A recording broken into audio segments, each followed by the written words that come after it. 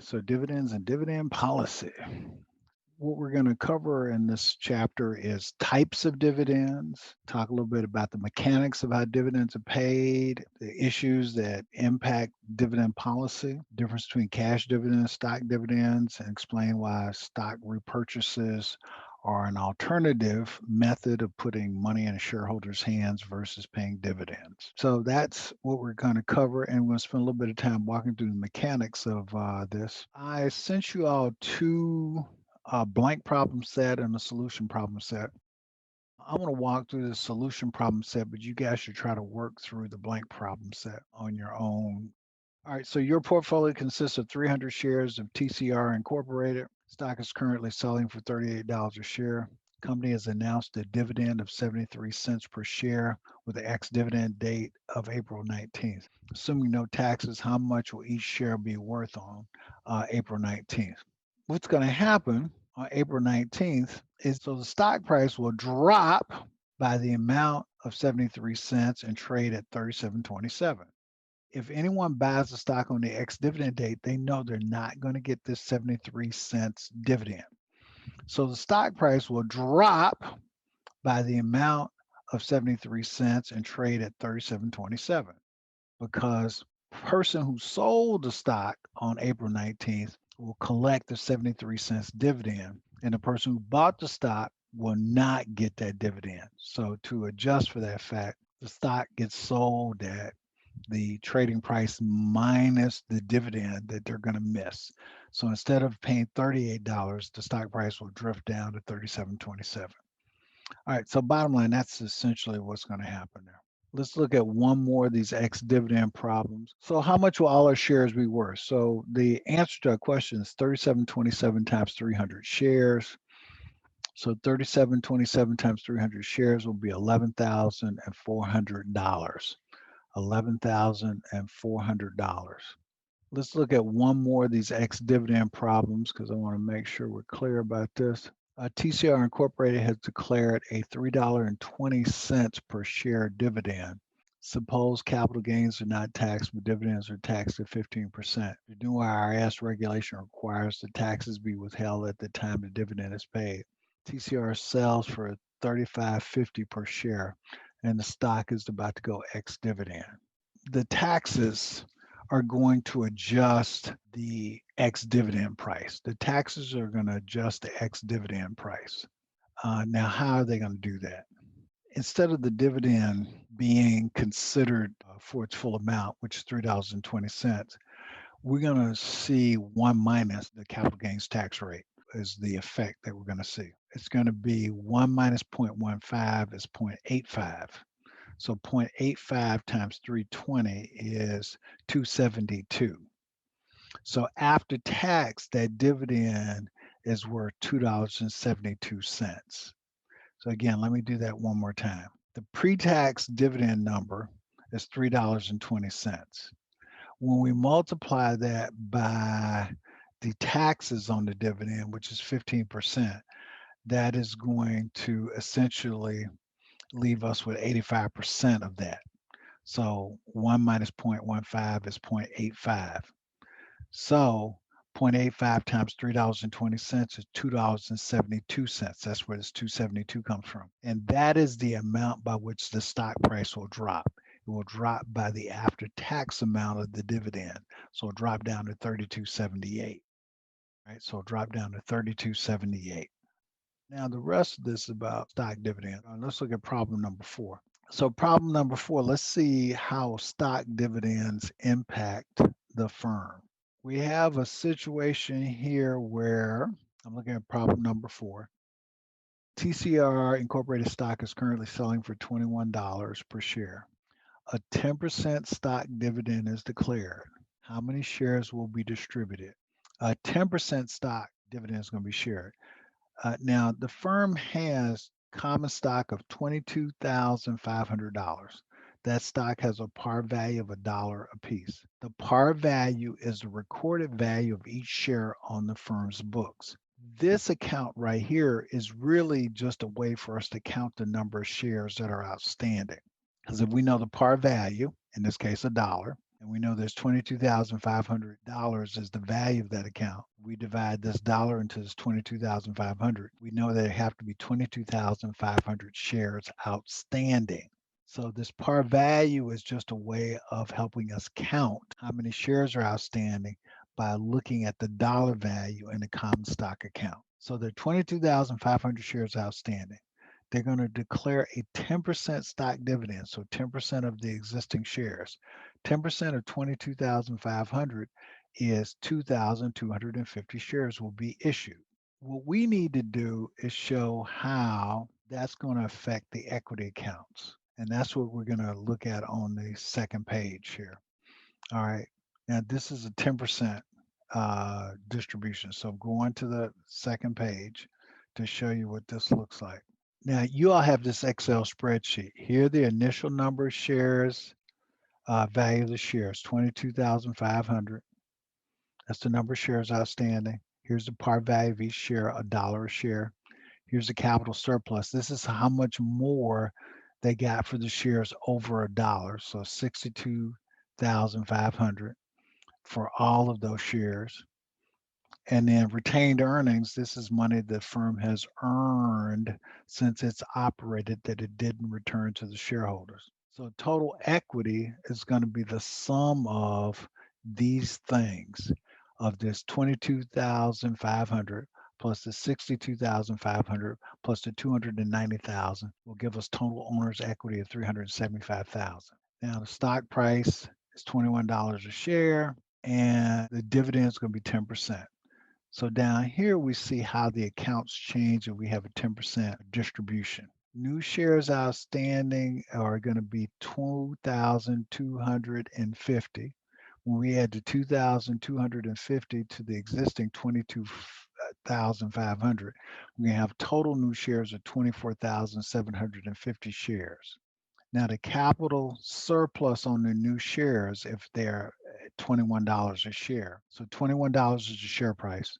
The par value was $1. So you subtract $1 from 21, that gives you $20 because it's the difference between the share price and the par value. So you multiply $20 times 2,250 and you get capital surplus on these new 2,250 shares of $45,000.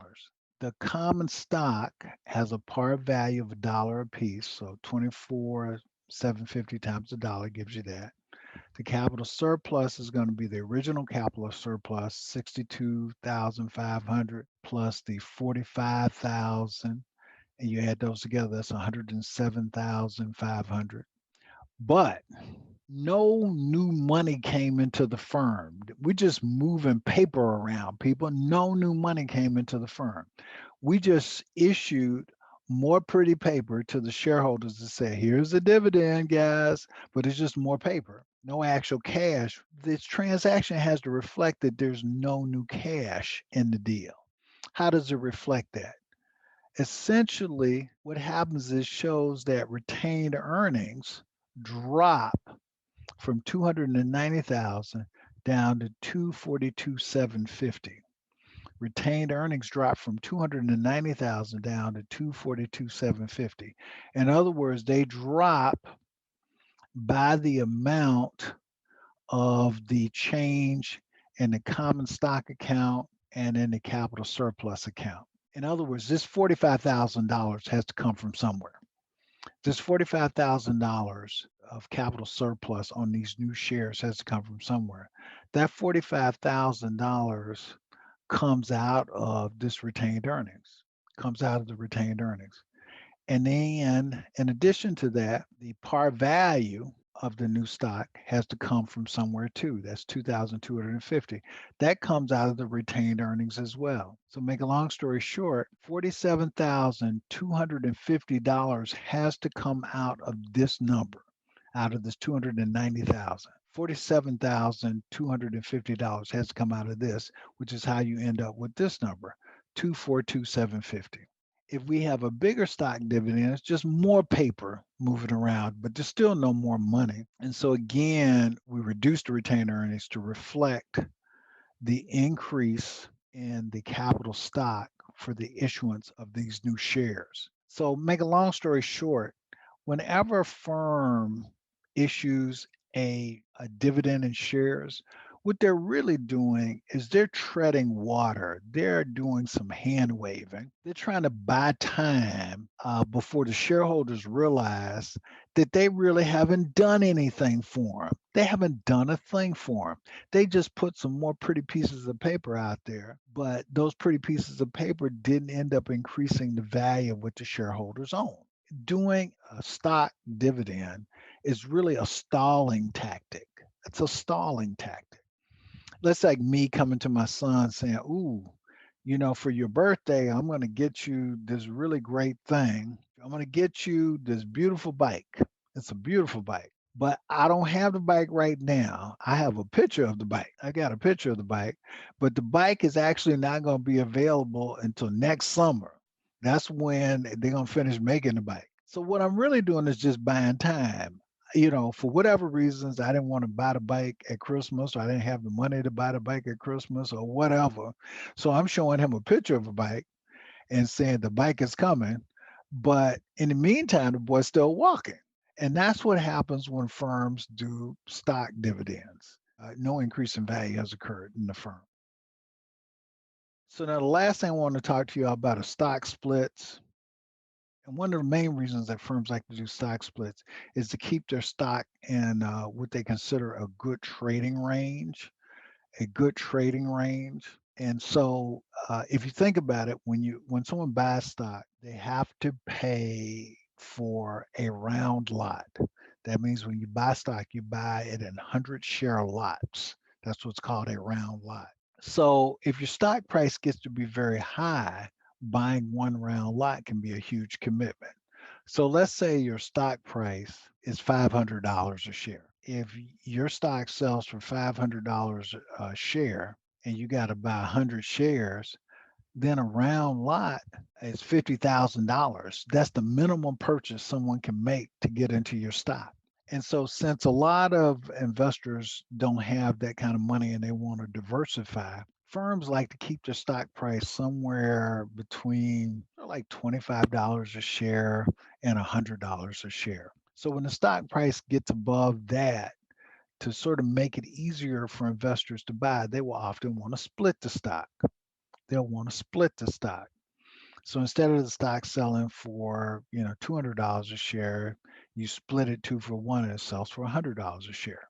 It doesn't tend to do anything ultimately to the value of the firm, but it just makes it easier for people to invest. Now, sometimes people do a reverse stock split if for some reason the stock price of a company collapses, gets too low. Because again, psychologically, that's bad. That looks bad. So if your stock's selling for $5 a share and it had been selling for 50 at some point, you might want to do a reverse stock split.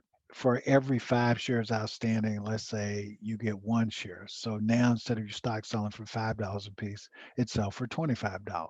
Almost all stock splits are about companies trying to keep their stock in what they consider some sort of reasonable trading range for the typical investor. So I have two examples for you all here of a stock split. One is a traditional 2 for 1 split where the stock price has gotten too high and the company wants to bring it down. And the other is a more atypical B where you're doing a reverse stock split where you're doing a 1 for 5. There were 5 shares outstanding before the split, and then you surrender those and you get 1 share instead. And then I show you some screenshots to show what that means. So if we start out with 22,500 shares and we do a 2 for 1, you'd end up with double this amount at the end of the split. You end up with 45,000 shares instead of 25,000.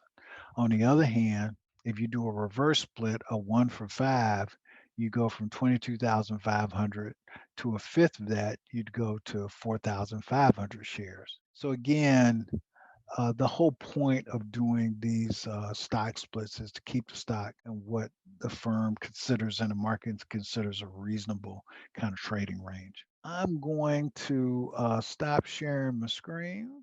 Happy studying.